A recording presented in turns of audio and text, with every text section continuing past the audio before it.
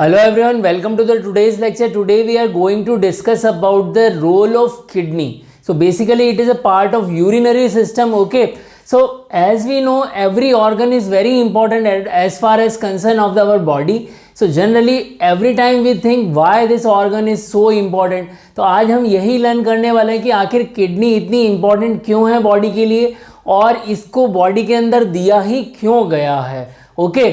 सो यहाँ पर हम सीखेंगे कि क्या किडनी के फंक्शंस हैं, क्योंकि जो किसी के भी काम होते हैं मीन्स जो भी उसके फंक्शन ऑर्गन के होते हैं उसी वजह से उसकी ज़रूरत होती है. तो जो फंक्शन होंगे वो ज़रूरत बन गए, ओके. सो बेसिकली यहाँ पर आप देखिए किस तरह से हम इसको लर्न करने की कोशिश करेंगे. यहाँ पर देखिए हमारी जो पंच लाइन है वो क्या है, वो देखिए आप ERPM, ओके. ये चार वर्ड जो लेटर्स हैं आपको याद रखने हैं. ERPM, RPM वैसे भी आप लोगों को याद रहता है, round per month, okay, clear. और E आगे लगा दीजिए जैसे कि इलेक्ट्रॉनिक होता है, ओके. तो ERPM, क्लियर. सो अब यहाँ देखते हैं हम वन बाय वन इन चारों को ही समझते जाएंगे कि क्या क्या हैं ये ERPM. So E for excretion, R for regulation, P for production और M for maintenance, okay. So one by one हम एक एक चीज देखते जाएंगे. यहाँ पर क्या है, सो यहाँ पर आप देखिए E, okay, E for excretion. So body जो है बहुत सारे वेस्ट मटेरियल एक्सक्रीट कर रही है और in the form of urine. Urine का जो कंपोजिशन होता है वो बेसिकली वेस्ट मटेरियल का ही होता है. तो यहाँ पर बॉडी जो है किडनी बेसिकली यहाँ पर यूरिन बनाती है और यूरिन में क्या क्या कंपोनेंट होते हैं वो सारे जो कि बॉडी को ज़रूरत नहीं है और बॉडी के लिए टॉक्सिक हैं वो सब बॉडी से बाहर निकल जाएंगे. तो बेसिकली जो यूरिन है, ओके, यूरिन जो है उसमें क्या क्या कंपोजिशन है, जो मेजर कंपोनेंट है वो मैं आप लोगों को बता रहा हूँ यहाँ पर. लाइक अगर यूरिक एसिड है उसके अंदर, ओके, तो यूरिक एसिड उसके अंदर कहाँ से आ रहा है, न्यूक्लिक एसिड जो हमारे पास होते हैं उनके मेटाबॉलिज्म से आ रहा है. So it is obtain from nucleic acid metabolism, okay, nucleic acid metabolism, clear.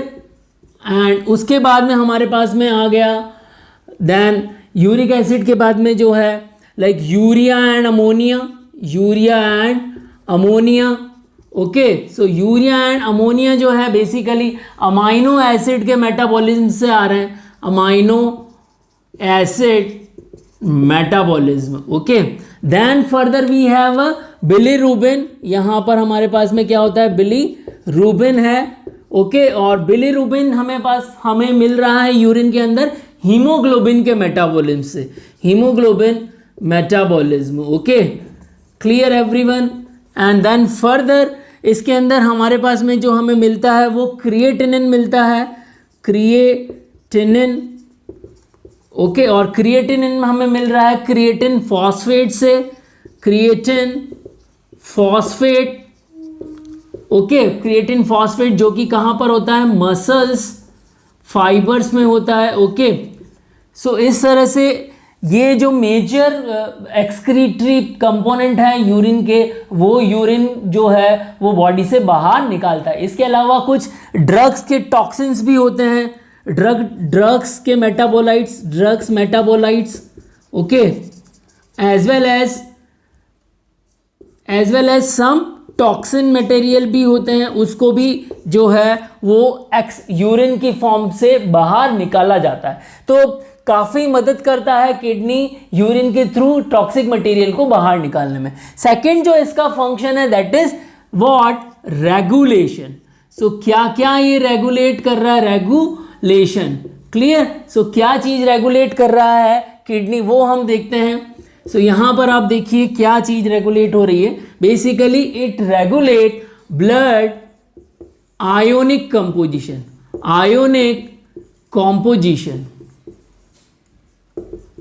Okay. So blood ionic composition में क्या क्या हो गए, तो यहाँ पर आप देखिए sodium, potassium, chloride, calcium, phosphate, okay. So ये इस तरह के काफ़ी सारे आयंस होते हैं उनको क्या मेंटेन करके चलता है, ताकि ब्लड का जो आयोनिक कंपोजिशन है वो बना रहे। एक्सक्रीशन के थ्रू जितने आयंस हमें नहीं चाहिए उनको ब्लड से रिमूव कर दिया जाता है, और जितना आयन चाहिए ऑप्टिमम अमाउंट जो है वो मेंटेन करके रखी जाती है थ्रू रेगुलेशन। रेगुलेशन का मतलब हो गया बिल्कुल कंट्रोल करना। सेकेंड पॉइंट हमारे पास में जो है वो है basically blood pH. Okay, so blood की पीएच भी मेंटेन करके चलता है। किडनी हेल्प करता है ब्लड की पीएच मेंटेन कराने में। लाइक H+ आयन कंसंट्रेशन जो कि एक्सेस में हो सकती है तो उसको एक्चुअली रिमूव कराया जाता है। ओके, एक्सेस को जो है रिमूव, एक्सेस अमाउंट जो है वो उसको क्या करेंगे, रिमूव करेंगे। एंड इसी तरह से बाइकार्बोनेट आयंस हैं। ओके, बाइकार्बोनेट्स आयंस को कंजर्व करके चला जाता है। ओके, कंजर्व किया। इस तरह से जो ब्लड की पीएच है वो हाइड्रोजन आयन कंसंट्रेशन और बाइकार्बोनेट आयन की कंसंट्रेशन में बेस रहती है, तो उसको मेंटेन करके चलता है। And blood pH is very important, क्योंकि बहुत सारी एक्टिविटी जो बॉडी में कैटाबॉलिक मेटाबॉलिक एक्टिविटी होती हैं, काफ़ी सारी रिएक्शंस होती हैं, वो on the basis of the pH होती है। ओके, सो पीएच का मेंटेन होना ज़रूरी है ईच एंड एवरी ऑर्गन के accordingly. Then further it also regulate blood volume. Okay, so blood volume maintain करके चलता है। किडनी किस तरह से ब्लड वॉल्यूम मेंटेन करके चलेगा? सो यहाँ पर आप देखिए, ये एक्चुअली एल्डोस्टेरोन को भी यहाँ पर एल्डोस्टेरोन जो है वो रिलीज होता है, और एल्डोस्टेरोन जो है एक्सेस अमाउंट में हाइड्रोजन आयन और सोडियम आयन और H2O को कंट्रोल करता है। तो एल्डोस्टेरोन के रिलीज से ब्लड का वॉल्यूम मेंटेन होगा, और अगर ब्लड का वॉल्यूम मेंटेन होगा तो ब्लड प्रेशर भी मेंटेन करने में मदद करेगा, क्योंकि अगर वॉल्यूम ब्लड वॉल्यूम अगर ज़्यादा होगा तो ब्लड प्रेशर भी ज़्यादा होगा। ब्लड वॉल्यूम अगर कम होगा तो ब्लड प्रेशर भी कम होगा। Clear everyone?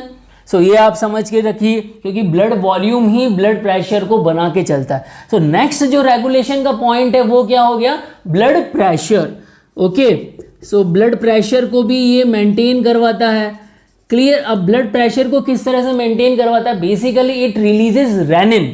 सो ये किसको रिलीज करता है? Releases rennin.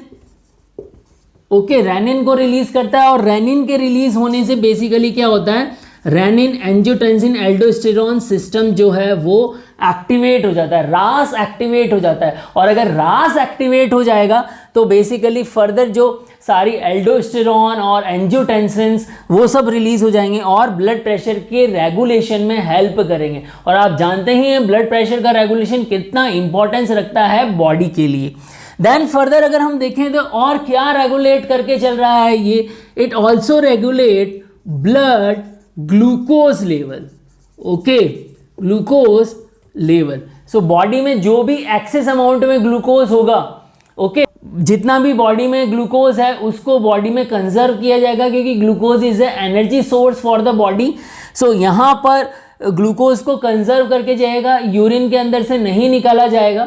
But diabetic patient में अगर, क्योंकि डायबिटिक पेशेंट हो जाता है तो वहाँ पर फर्दर यूरिन से भी ग्लूकोज निकलता है, क्योंकि वहाँ पर ग्लूकोज का एब्जॉर्प्शन नहीं हो पाता है, वो पर्टिकुलर डायबिटिक की कंडीशन है। But in the healthy person what happen, it prevent glucose from excretion और लॉस। क्लियर? सो बॉडी में ग्लूकोज का लेवल मेंटेन करके चलता है, और अगर ग्लूकोज का लेवल मेंटेन होगा तो बॉडी की एनर्जी मेंटेन होगी। Clear? So that is the important work. Next point हम आते हैं प्रोडक्शन पर। सो यहाँ पर आप देखिए प्रोडक्शन पे क्या, प्रोडक्शन किसका कर रहा है ये? So production of hormone. Okay, production of hormones. So यहाँ पर किस तरह के हार्मोन्स प्रोड्यूस किए जा रहे हैं वो आप देखिए। सो यहाँ पर it releases calcitonin, okay, as well as it also releases erythropoietin. Okay, so erythropoietin और कैल्सीटोनिन, बेसिकली कैल्सीटोनिन जो है कैल्शियम का लेवल जो है वो मेंटेन करता है, and erythropoietin is useful for erythropoiesis, means erythropoiesis मतलब RBC प्रोडक्शन। ओके, सो आरबीसी का प्रोडक्शन आप जानते ही हैं ब्लड की फॉर्मेशन के लिए कितना इंपॉर्टेंस रखता है, how much RBC is important, you know very well, ये बताने की जरूरत नहीं है। ओके, सो कैल्सिटोनिन और एरिथ्रोपोइटिन दोनों ही के ही प्रोडक्शन से कैल्शियम जो कि बहुत ही इंपॉर्टेंट आयन है बॉडी के अंदर, कॉन्ट्रैक्शन रिलैक्सेशन को मेंटेन करता है, तो वो सारी चीज़ मेंटेन होगी। और आरबीसी को तो आपका पता ही है। Then further M for maintenance. Okay, maintenance. So maintenance यहाँ पर क्या कर रहे हैं हम, ब्लड की osmolarity, blood osmolarity, we are maintaining blood osmolarity. Okay, so blood का ऑस्मोटिक प्रेशर जो है मेंटेन करके रखा जा रहा है। किस तरह से ब्लड का ऑस्मोटिक प्रेशर मेंटेन करेगा, बेसिकली जो हाइड्रोजन आयन है, बाइकार्बोनेट्स आयन है, फॉस्फेट्स हैं और जो अदर आयन्स हैं जो कि कंसंट्रेशन बेस होता है, तो यहाँ पर अगर ब्लड की ऑस्मोलरिटी मेंटेन होगी तो और सारी जो एक्टिविटी है ब्लड से रिलेटेड, मींस गैसेस का ट्रांसफ्यूजन और इसी तरह से यूरिन की फॉर्मेशन, वो सब कुछ ब्लड की ऑस्मोलरिटी पर डिपेंड करती है। तो ये सारे फंक्शन जो है वो किडनी करती है। Clear everyone? सो यहाँ पर आप देख लीजिए, ईआरपीएम से आपको समझ में आ गया होगा कि एक्सक्रीशन, रेगुलेशन में काफ़ी सारे पॉइंट्स हैं। आयोनिक, ब्लड का आयोनिक, मेनली सब कुछ ब्लड से रिलेटेड है। Ionic composition, pH, blood volume, blood pressure and blood glucose level. And then P or M means production of hormones and M for maintenance of blood osmotic pressure. So hopefully यहाँ पर जो मैंने आप लोगों को kidney के functions बताए हैं वो आप लोगों को इस शॉर्ट ट्रिक से आसानी से याद हो जाएंगे। और यहाँ पर क्वेश्चंस आप लोगों के लिए यूनिवर्सिटी एग्जाम में क्वेश्चन आता है, write a short note on kidney functions. Clear everyone? So एक क्वेश्चन ये बनता है और दूसरा एमसीक्यू में क्वेश्चन बनता है, select the correct statement. Okay, तो यहाँ पर अलग अलग फंक्शंस दे दिए जाएंगे, आपको चूज करना पड़ेगा कि कौन सा फंक्शन सही है और कौन सा फंक्शन सही नहीं है। Hello everyone, now it's time for question round. Question number 1, which statement is correct regarding kidney function? A, it excrete waste material from body. B, it help in removal of urea from body. C, it regulate blood pressure. And D, all of these are correct. Question number 2, which statement is incorrect regarding kidney function? A, it help maintain blood glucose level. It help in removal of uric acid from body. C, it regulate blood pH. D, it pump the blood to whole body. Question number 3, which hormone is released by kidney? A, calcitonin. B, erythropoietin. C, both of these. And D, none of these. Question number 4, which ion are regulated by kidney to maintain blood ionic balance? A, calcium. B, sodium. C, potassium. D, all of the above. Question number 5, how kidney help in maintenance of blood pressure? A, by release of renin. B, by activation of RAS, renin angiotensin aldosterone system.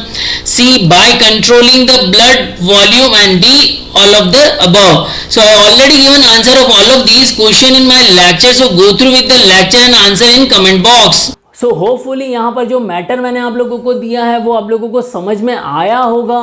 Okay, सो यहाँ video को like करें और channel को subscribe करें।